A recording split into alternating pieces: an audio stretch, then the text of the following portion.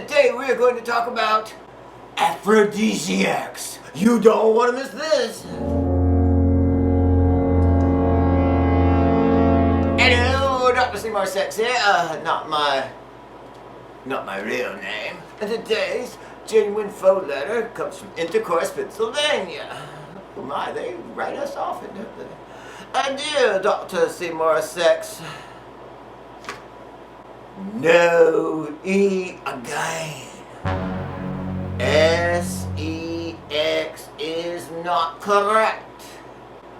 It's S-E-X-E, S-E-X-E, S-E-X-E, S-E-X-E, S-E-X-E. Let's all sing it together. S-E-X-E, S-E-X-E, S-E-X-E. See? How hard is that? At any rate, my husband, who's getting up in years, needs some more get up and go in his get up and go.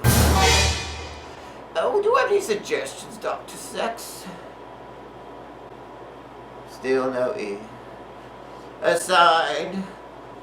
Got up and went. Oh, well, my goodness. Well, it is true. Sometimes one's get up and go, got up and went, and that can happen. But you see, today we're going to talk about aphrodisiac. So what is an aphrodisiac? I have all kinds of notes here today. It is a substance that increases sexual desire, pleasure, or behavior.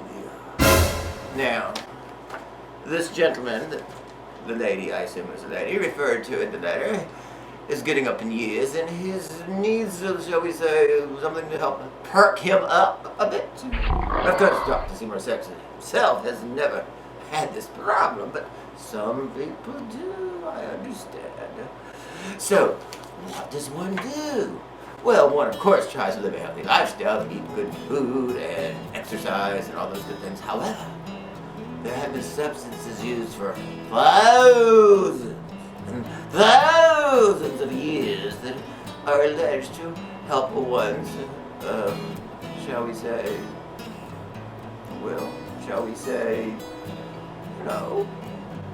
just help oneself. You know what I mean. So where does the name aphrodisiac come from? It's a Greek word, at least the origin is Greek. The word aphrodisiac comes from the word Aphrodite, which means goddess of love.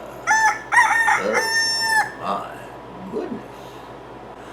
And the story goes that, I forget, some god's son castrated him. Oh my goodness. Can you imagine? And threw his testicles into the ocean, and Aphrodite rose up out of the sea foam. Well, anything else? There's a substance called ambrion that's found in the gut of sperm whales. Yes, sperm whale. And that substance is supposed to help one's performance. And then, of course, there are herbs that you can still buy, things like home bean and horny goat reed and maca, M-A-C-A, however you pronounce it. And also, ginseng is supposed to help. Some people take testosterone to try to help.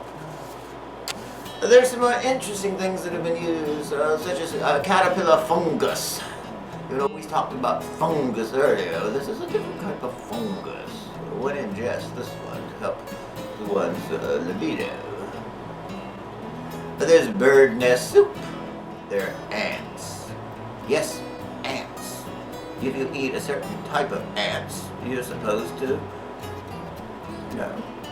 be more virile. Duck eggs. However, these duck eggs have an embryo duck in them. So when you break it open, you see what is likely to look almost like a duck in the egg, and you eat it. You eat it because I'm not going to.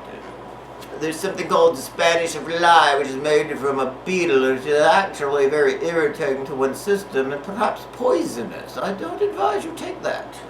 There's an ancient Chinese text from approximately the year 2600 BC, which the emperor, his name is, well, I couldn't possibly pronounce it, but anyway, he had a name, and he made an aphrodisiac substance, a beverage, I believe, out of 22 ingredients that I do not know what they were.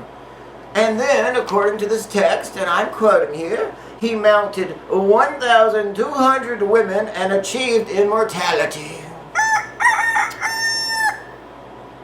Oh my, 1,200 women. I suppose he achieved immortality because he died.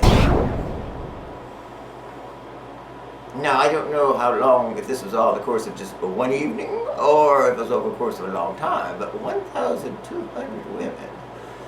Yes, I would like to know what 22 ingredients are, and I wonder how difficult they are to procure today. Oh, not that Dr. Seymour Sexe would need that. I mean, 1,200 different women. Mrs. Seymour Sexe would not approve. The ancient Egyptians smeared crocodile heart mixture on their private parts. The gentlemen did this. Sometimes these people would eat the sexual organs of various animals. There's a food that I can't pronounce because, English is not my first language. At any rate, this cheese, it's a type of cheese, and it's known as rotting cheese, and it's filled with maggots. Rotting cheese filled with maggots. And if you eat it, you have a lot of baboon. If you can stomach that, you can do anything. I'm just going to read this because it's kind of odd. This is an ancient thing where you take clarified butter and you boil it with the eggs or testes of alligators, mice, frogs, and sparrows. And then you take this concoction and you put it, not where you're thinking, you put it on the soles of your feet. This is for gentlemen. You put this mixture of clarified butter and those things I just mentioned on the soles of your feet. And as you go to the bed, you are careful not to step on the bottoms of your feet. You don't walk on the place. So in other words, you take this butter and it's been cooked with eggs or testes of, what was it? Alligators, mice, frogs, and sparrows. Put it on your feet, and then I guess you walk on your hands to the bed where your wife or whomever is waiting for you. Probably laughing their heads off because you're walking on your hands. Because how else are you going to get there? You can't step on the bottoms of your feet. I guess you could crawl on your knees and get your feet up in the air, something along those lines. Or have someone wheel you in a wheelchair when they didn't have wheelchairs back then. So I just don't know. Maybe someone would carry the gentleman to the bed. But at any rate, if you could do all that, I suppose you could go for another 1,200 ladies. Ground rhinoceros horns have also been used, almost making the poor beast extinct. Also certain vegetables like celery and carrots and onions and chocolate, I believe, is one of them. There's all sorts of things that are supposed to, increase one's libido. The Greek philosopher Pliny thought mandrake root would do the job. I don't know if he based this on personal experience or just hearsay. Oysters have long been thought to do this, and various other seafood. And there is some link to this, some logic to this actually, though, because often seafood is rich in zinc. Zinc is a mineral that men do need to keep their prowess at its peak. And one definitely wants a peak prowess if one has 1,200 women waiting. Can you imagine? You go in and there's 1,200 different women waiting for you. Oh my. I don't know if that's a fantasy come true or a nightmare. I should think after the first 10 or 12, one would become rather tired. I think one would need to put the clarified butter on one's soles, definitely, most definitely. Another old remedy for this sort of problem or situation was lizard necks. Yes, only the neck.